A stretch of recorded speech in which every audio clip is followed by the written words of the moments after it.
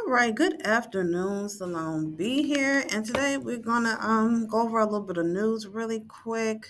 So, the vultures are out. They have made Colorado has made the ruling. So, I kind of try to wait to see let all the talking heads start talking.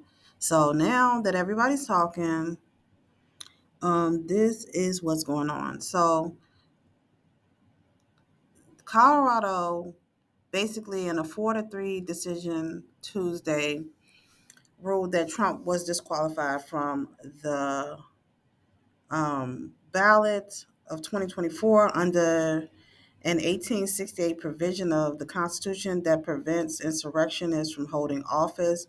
But the thing is, that would apply if he got convicted of an insurrection, which he did not. So this is going nowhere fast.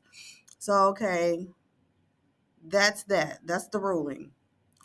Now, the Supreme Court, Colorado Supreme Court, knows that they messed up with this decision because they said that they didn't come to the decision um, without, making a big decision, and they know that they are in uncharted territory.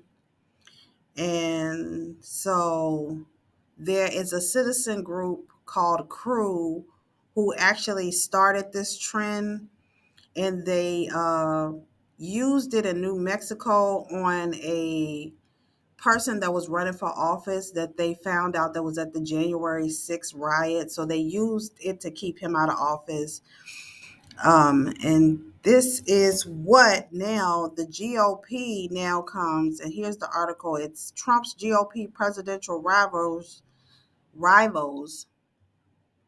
join in criticism of Colorado ruling. So his rivals are criticizing the ruling, which is a good thing. I am actually glad this is happening because now everybody can speak the law. Everyone that has studied law, who knows how law is supposed to be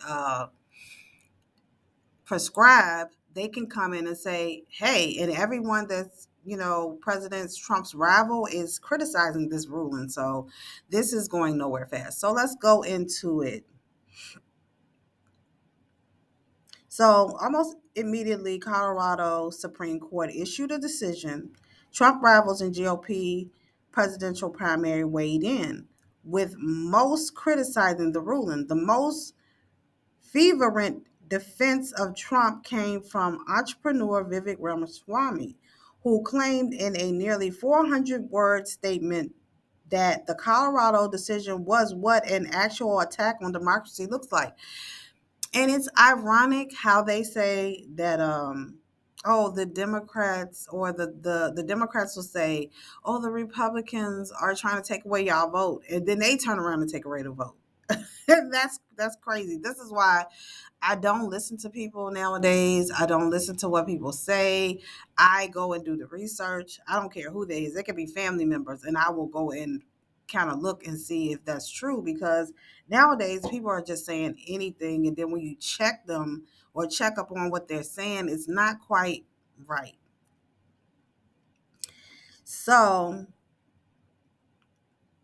this looks like a attack on democracy, which is basically the Colorado citizens cannot choose who goes on that ballot, or they can't vote for anyone on the ballot.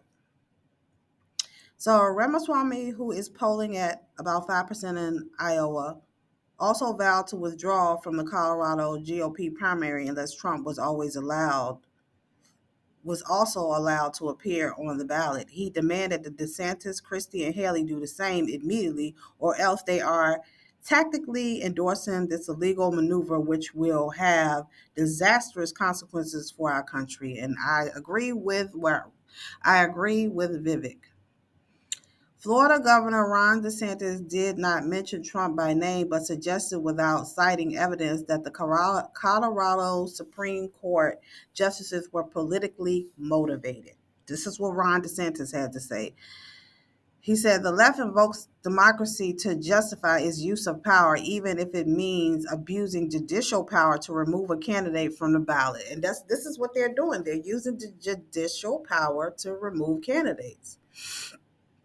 And you got people right now that agree with this. So Nikki Haley, who has captured momentum in recent weeks and threatened to overtake DeSantis as a leading Republican alternative candidate to Trump, told reporters in Iowa on Tuesday that Trump should be defeated at the polls, not in the courts. And Nikki Haley is correct. I agree with Nikki Haley.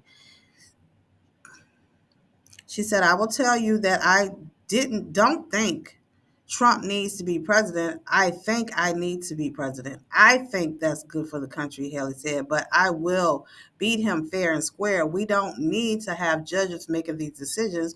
We need voters to make these decisions. So basically what Nikki Haley just said is that voters are in charge.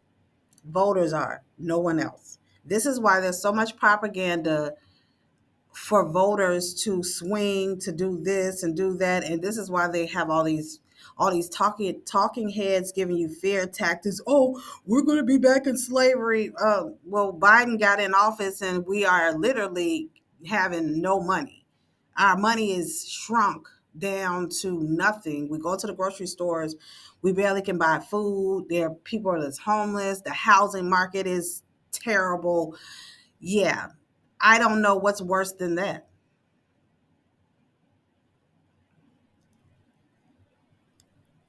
So, Chris Christie weighs in and he says he got the word of decision while in the car on the way to a New Hampshire campaign event. Christie later told the audience he needed to read the full decision, but said it was probably premature.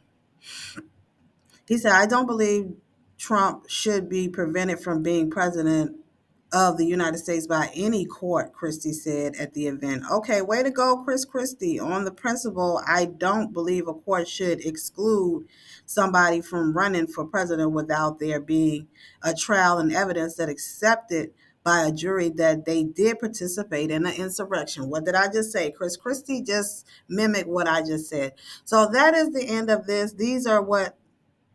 This is an article about Trump rivals that actually support him running without the courts being involved. So tell me what you think. Like, share, subscribe, Salon B. Have a great day.